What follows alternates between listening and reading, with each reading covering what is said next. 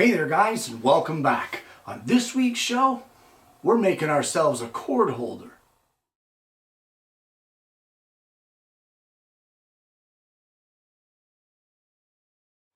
Well, I know I've done a cord holder before here on the show. In fact, the last one was magnetic.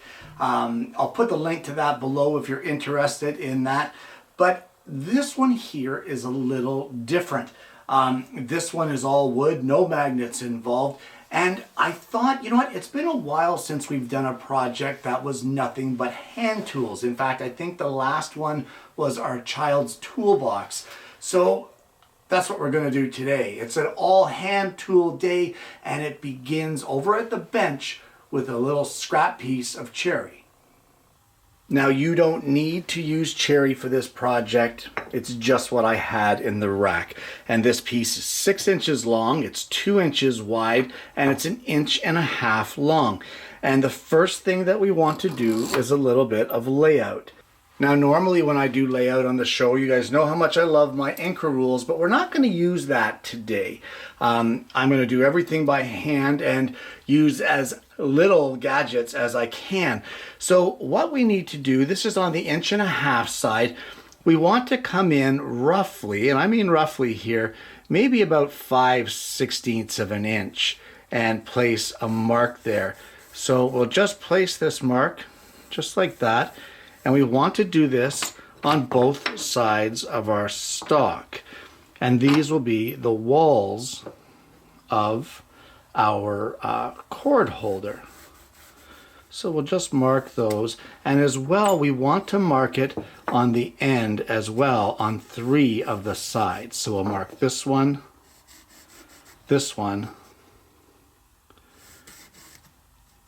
and this one. Okay, so there we go. All right, and this is going to be kind of like, it's going to be a U shape like this. So the first thing that I want to do here is on this front end, we want to come down maybe about halfway, right about the middle. And we're just going to place a mark right across there like that. Okay, and that's our starting point. So what I'm going to do at this point is I'm going to get my rip saw, and we want to cut into this piece just so that we penetrate just past that line that we drew right here. So what we're going to do, you want to use your thumb for a guide here. And we're just going to place it on the line using our thumb on the edge of the blade as a guide. That will get us started.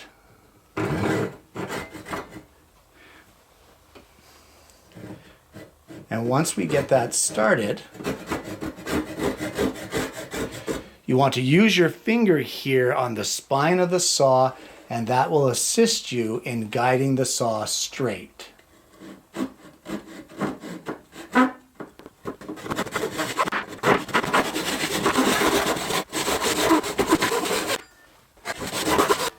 Now we're just a little past that line that we drew, and now we need to do the same thing on this side. The difference here is that we're going to cut all the way down till we reach this line here that we drew for the bottom.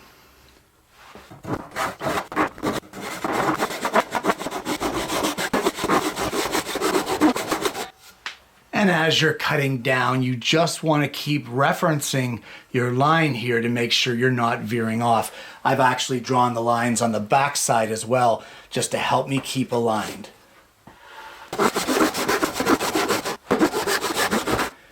Okay, and that piece has just popped off. We will continue the cut right down to the bottom.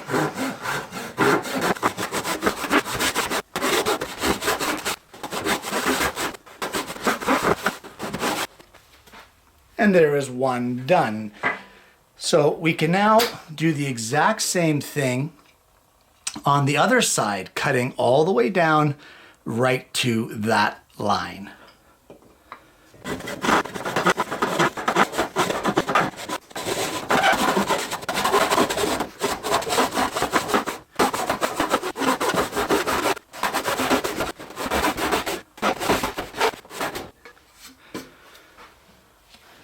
Okay, and that would be it for that step.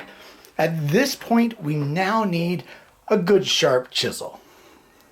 Now, carefully now, we want to start hogging out this center area. So I'm just going to line this up.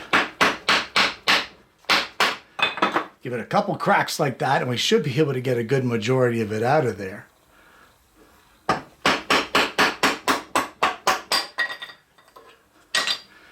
It's as you get down to the bottom now that you want to slow down on that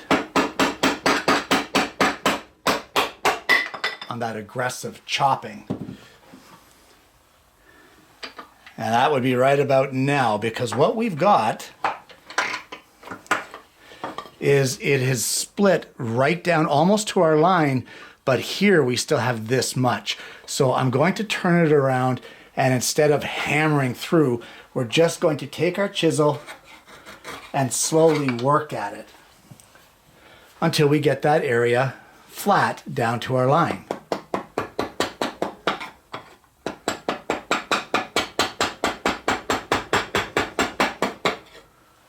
I'm also having some issues with this sliding on the bench, so I think I'm going to change up my clamping method here, and we can go from there.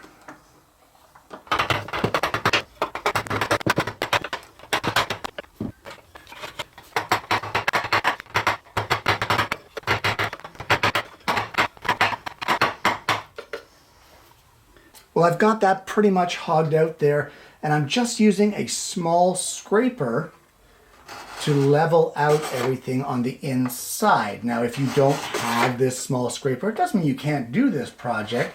You can just use a block of wood with a piece of sandpaper, and that will level out and even out any of your chisel marks that were left behind while you were working.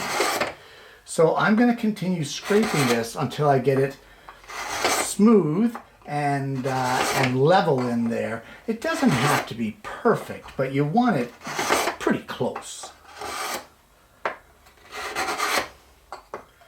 Well, at this point now, what I want to take my block plane, and I'm going to put a chamfer on this front edge here.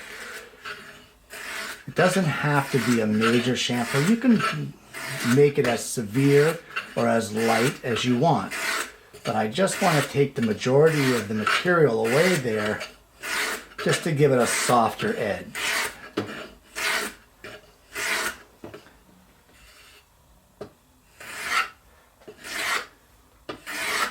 And just to clean it up just a little bit, I'll use this piece of sandpaper on the block, and I'll just give it a light sanding just to clean it up. Now, if you don't have a block plane, you can just go straight to the sandpaper. That looks great. I really like that. Okay, so this is our basic shape of our cord holder. And at this point, we need to do a little bit of marking on it. So now what I have is a USB cord, and I'm not even going to measure this. I just want to place a cord here and mark on either side of this cord so that we know we have to cut some slots in the front here. And this is going to give us our rough measurement as to where we want it. I also marked just a little tick here to show the right hand side of that USB. So then we'll move this over just a little bit, and we'll mark another cord thickness. And we'll mark the edge of the USB, and then we'll move it over, and again, same thing. And we're going to do this all the way across our piece. So at our cord sections, we can get a square and just extend them down our front of our cord holder, just like this. And you can make as little or as many slots as you like.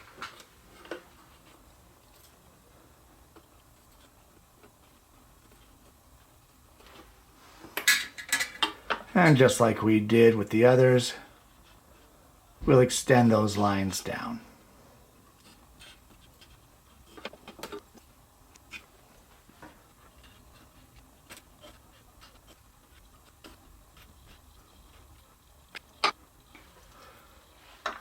And now we also want to extend those lines onto the bottom of our project.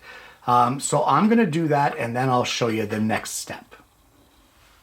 So we now have all of those lines on the front and the bottom. And what we want to do is on the bottom, just past, starting from the front, just past the halfway point, we're going to put a line. Just like this. And this is going to be our stop line, because we need to cut all of these slots.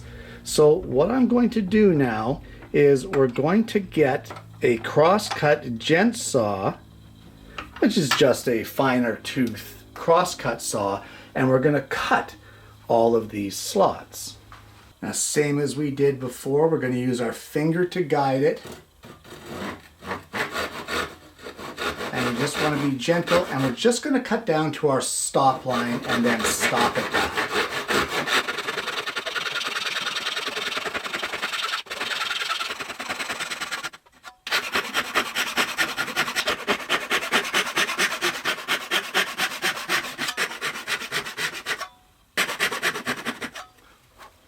Okay, so that's 3 cut. I'm going to cut the rest of them, and then I'll show you what to do next. Alright, so I have a coping saw here with a fine blade in it, and just to finish these off, I'm going to very carefully spin the blade inside, and then we can cut the horizontal cut here that is going to separate these pieces out.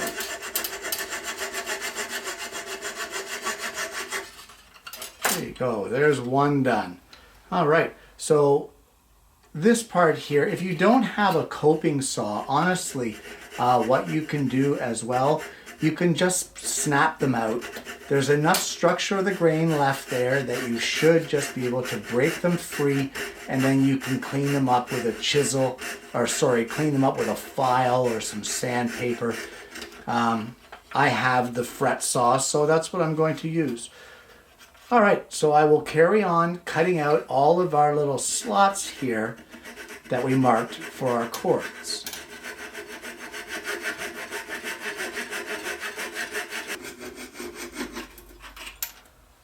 Alright, and that's our last one. We can take it out of the clamp, and you should be looking at something like this. Now, at this point, there's really not much to do. I want to round this off here. It's a little sharp on the corners. I can do that with sandpaper, but we're going to give the entire piece a good sanding, and when we get that done, I'm going to show you what we've got. Well, as it sometimes happens in woodworking, the grain can work against us. And while I was in here sanding, I ended up snapping one of these pieces off. And then after I looked at it, this one here had a crack in it, and when I wiggled it, that one popped off. So I've inspected the rest of them. The rest look pretty solid, but I'm not going to worry about it. That doesn't ruin my project. What I'm going to do is I'm going to get my gent saw, the cross-cut gent saw, and I'm going to cut straight down beside this one, and we're going to trim it off so that now we'll just be able to hold 1, 2, 3, 4, 5 cords instead of 8. That's no big deal. It's part of woodworking. If you think that there's ever going to be a day that you're not going to break a piece, well, you're kidding yourself. So anyway, stuff happens. I'm not going to worry about it. It's all about adapting and overcoming it. So that's what we're going to do. We're just going to chop this off using our handsaw.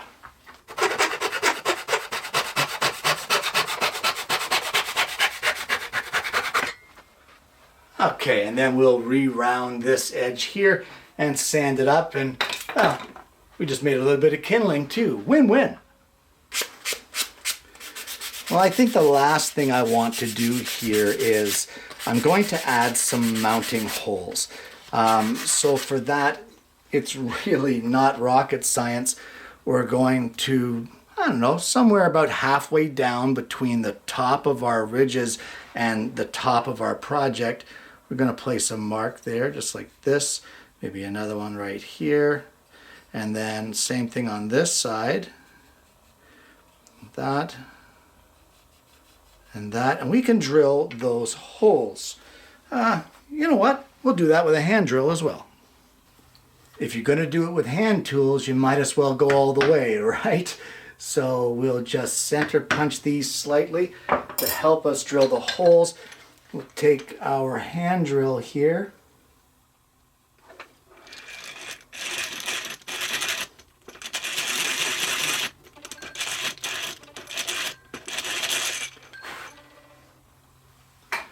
There's one, and we'll just do the other.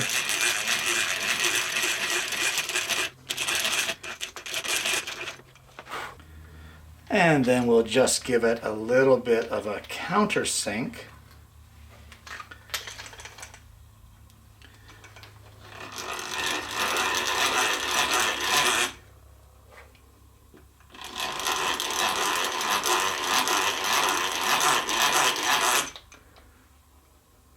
There we go, and that is perfect.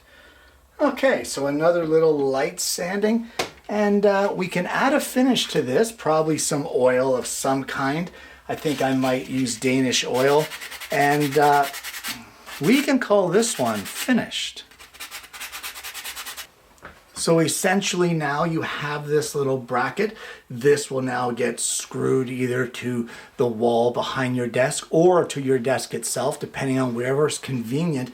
And instead of having your charging cords fall behind your desk, they can just sit there in your holder and they'll always be there at the ready for you to use. If it's a smaller end, then the smaller end just goes in there. It doesn't matter which end, it'll hold them nicely. And once you get a finish on that, you know what? That's a cute little cord holder. I kind of like it. And the hand tools were fun. And there you have it. A charging cord holder. Guys, this project came about because I wanted to use my hand tools. That's really the only reason. I had a bunch of spare time one afternoon, like maybe an hour spare time, and I thought, what can I do? What can I do? And I thought, I haven't done a hand tool project in a while, and I thought, let's do it. And this is what I came up with. Now, I'll probably give this one to my wife, as she's always looking for a way to store her charging cords for the various devices that she has. So this will probably do well for her. Now, this project really is out there for all of those guys or girls, whoever, who watches a YouTube channel and says, I can't do that, I don't have that equipment, I can't do that, I don't have the table saw, I don't have the jointer, I don't have the scroll saw, I don't have the planer, I don't have the sander.